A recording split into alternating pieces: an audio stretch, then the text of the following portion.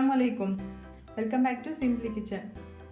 ഞാൻ ഇന്നിവിടെ ഉണ്ടാക്കാൻ പോകുന്നത് ഒരു ഈസി എഗ് പഫ്സ് ആണ്. സോഫ്റ്റ് ആണ്. അപ്പോൾ അതിന് വേണ്ടുന്ന ഇൻഗ്രീഡിയൻസ് ആണിത്. ഇത് നമുക്കതിൻ്റെ ഫില്ലിങ്ങിന് വേണ്ടതും ഇതിൻ്റെ ബാറ്റർ തയ്യാറാക്കാൻ, അതുപോലെ ബ്രെഡ് ക്രംസും എഗ്ഗും അതിന് കോട്ടിങ് ചെയ്യാനാണ്. ഇതിപ്പോൾ എങ്ങനെ ഉണ്ടാക്കുന്നതെന്ന് നമുക്ക് നോക്കാം.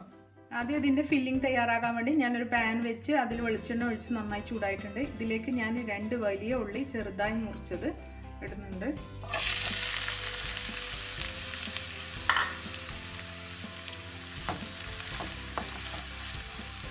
ഈ ഉള്ളി നന്നായി കുഴയണ്ട, ജസ്റ്റ് ഒന്ന് വാടി കിട്ടിയാൽ മതി.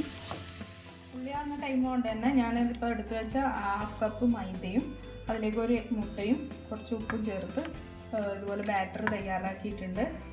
ദോശമാവിൻ്റെ അളവിലല്ല, അതിനേക്കാളും കുറച്ചും കൂടി ലൂസായിട്ട് നമ്മൾ ഈ ബാറ്റർ തയ്യാറാക്കേണ്ടത്. അപ്പോൾ നമ്മുടെ ഉള്ളി റെഡി ആയിട്ടുണ്ട്. ഇതാ ഈ ഒരു പരുവത്തിലായാൽ മതി.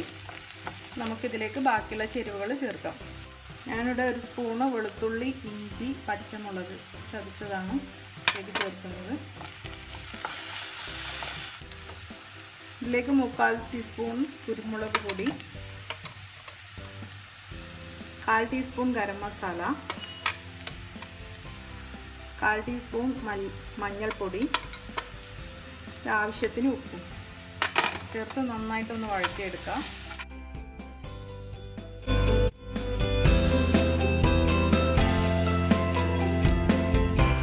മസാല റെഡി ആയിട്ടുണ്ട്. ഇതിലേക്ക് ഇനി ലാസ്റ്റ് മല്ലിച്ചപ്പ് കൂടി ആഡ് ചെയ്യുന്നുണ്ട്.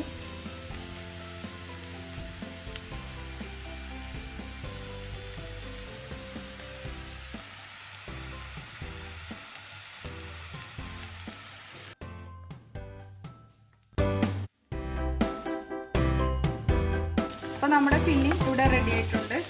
ഇത് നമുക്ക് ഇറക്കി വെക്കാം. ഇനി നമ്മളൊരു ഫ്രൈ പാൻ വെച്ച് നേരത്തെ തയ്യാറാക്കിയ മൈദ മാവ് ഇതിലേക്ക് ഒഴിച്ച് ദോശ ചുട്ടെടുക്കണം.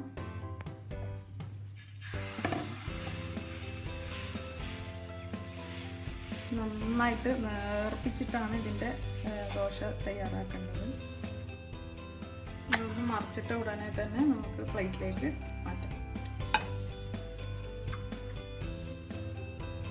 അതുപോലെ തന്നെ അടുത്ത ദോശയും ചുട്ടെടുക്കാം.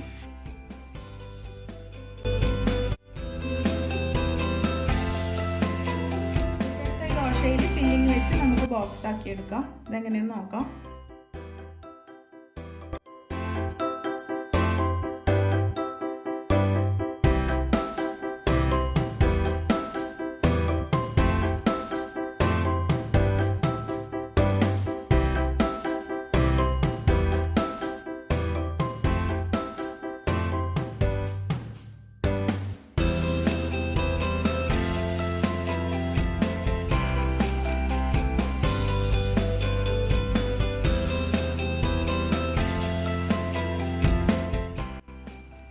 നമ്മളെല്ലാം ബോക്സ് ആക്കി എടുത്തിട്ടുണ്ട്. ഇനി നമുക്ക് വേണ്ടത് മുട്ടയിലും ബ്രെഡ് ക്രംസിലും ഒന്ന് മുക്കിയെടുക്കണം. എന്നിട്ട് നമുക്ക് ഫ്രൈ ചെയ്യാം. നന്നായിട്ട് ഇതിൻ്റെ അരുവൊക്കെ നമുക്കൊന്ന് പ്രസ് ചെയ്ത് കൊടുക്കണം. എണ്ണയിലിട്ടാൽ ചിലപ്പോൾ പൊട്ടിപ്പോകാൻ സാധ്യതയുണ്ട്. അപ്പോൾ നമുക്കിത് മുട്ടയിൽ മുക്കിയെടുക്കാം.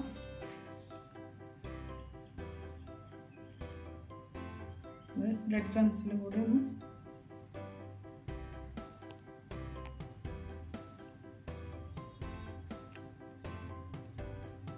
ഇതുപോലെ തന്നെ നമ്മൾ മറ്റുള്ളവയെല്ലാം ചെയ്തെടുക്കാം.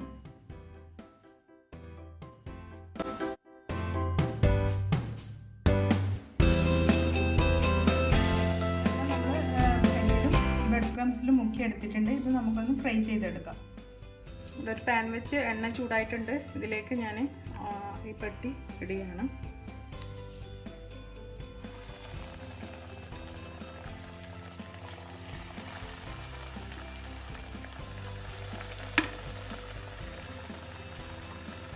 ഇത് പെട്ടെന്ന് തന്നെ നമുക്ക് ഫ്രൈ ആയി കിട്ടും. കാരണം ബ്രെഡ് ക്രംസും എഗ്ഗും ഒന്ന് ഫ്രൈ ആവേണ്ട താമസമേ ഉള്ളൂ. പെട്ടെന്ന് തന്നെ ആവും. നമുക്കൊന്ന് തിരിച്ചിട്ട് കൊടുക്കാം.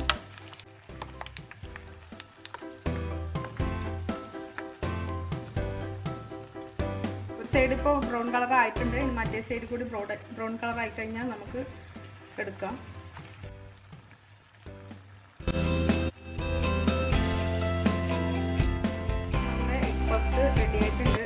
നമുക്കിത് എണ്ണയിൽ നിന്ന് എടുക്കാം.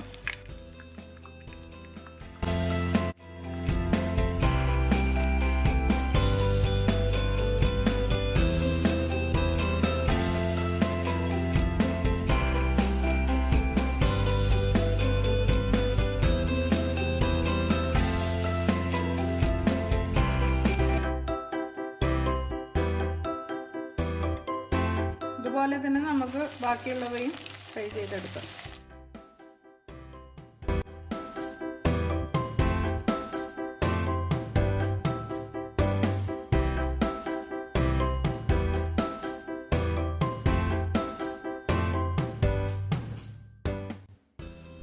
അപ്പോൾ നമ്മുടെ ഈസി ആയിട്ടുള്ള സോഫ്റ്റി എഗ് ബോക്സ് ഇവിടെ റെഡി ആയിട്ടുണ്ട്.